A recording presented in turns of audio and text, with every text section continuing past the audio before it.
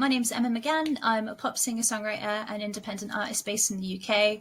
And I got started out initially really from my bedroom, like many people do these days. But it was kind of back in a time where, internet wasn't really a driving force, I would have said back then in, really getting your music out there. I think it was just coming into play with stuff like MySpace music pages. So yeah, I really got started out just teaching myself at home, and then it kind of rolled into me inspiring some friends at school to like start an all-female group. And from then on, music was always really the focus for me, so it made sense to continue it in studies. I went to uni and studied music composition and professional practice.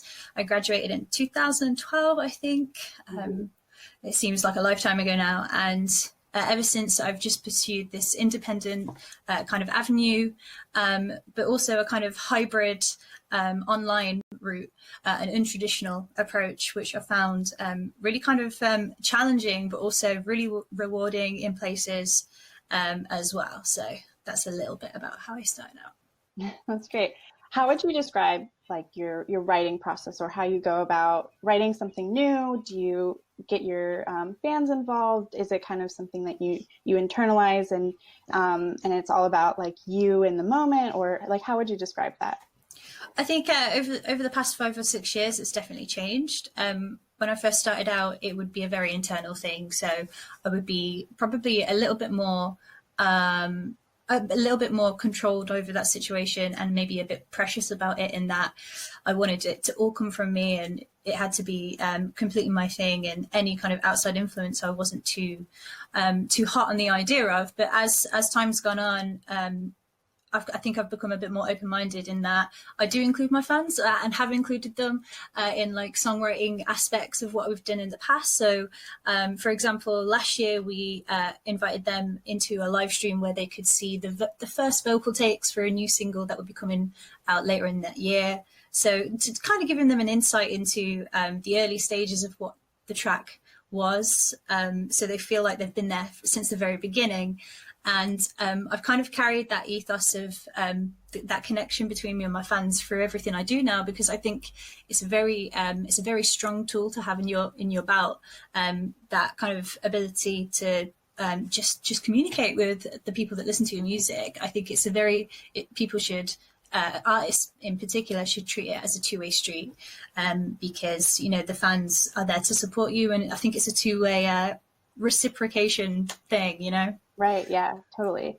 And since you've been able to see that process beginning with kind of being it more private, an internal thing, and now using and having your fans be included, do you see a significant difference between your writing style or just in general that whole process? Is it totally night and day, or are there similarities? I think I've definitely started taking more things into consideration, like almost putting yourself more in the shoes of how the listener kind of receives a song.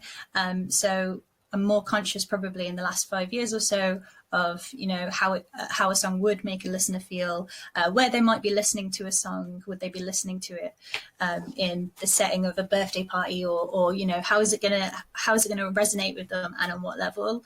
I would probably say that before then I wasn't taking that into account, and I was writing quite selfishly, I would probably say, in the early beginnings. But now it's very kind of audience focused. So how do you stay authentic to who you are while you're producing all that content for your fans? I feel like, especially with the online content that I do, because I do a lot of YouTube content and more so live streams, I think stuff like YouTube videos, they can be quite contrived in how they're edited. Mm-hmm. So, there's the filming process, then there's the editing process, where if you're the one editing the video, you have so much control over how you wish to be seen. But with live streaming, people see you raw and as you are.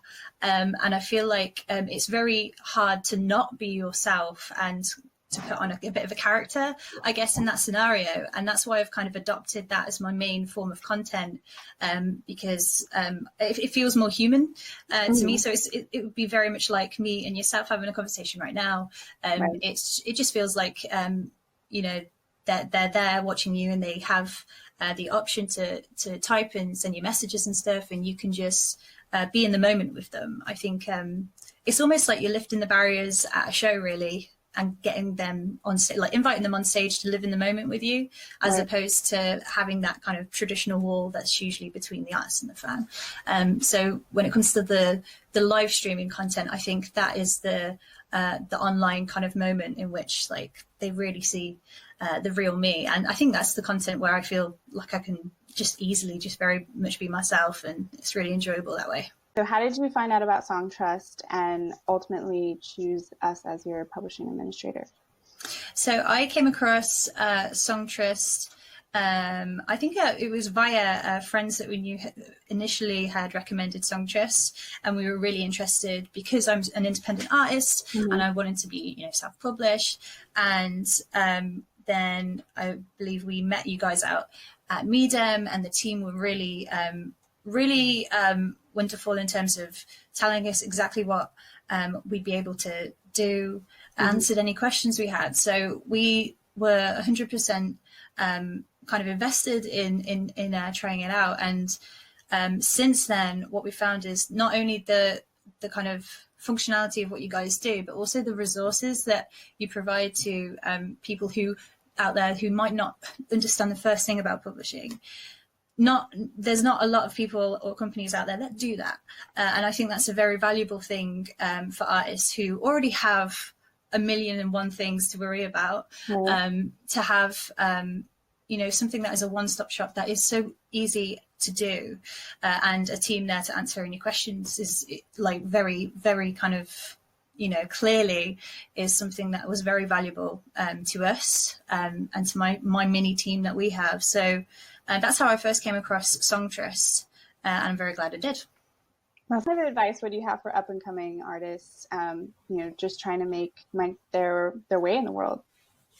I would probably say I could be really cliche and say, you know, write what you want to write and go out and be you and all that. But I think what's equally important is that you remember that you're going to have to stand out above the noise. So if you can think early on, how are you going to stand out above the noise with your music or whatever it is you're doing, if you're doing something online as well.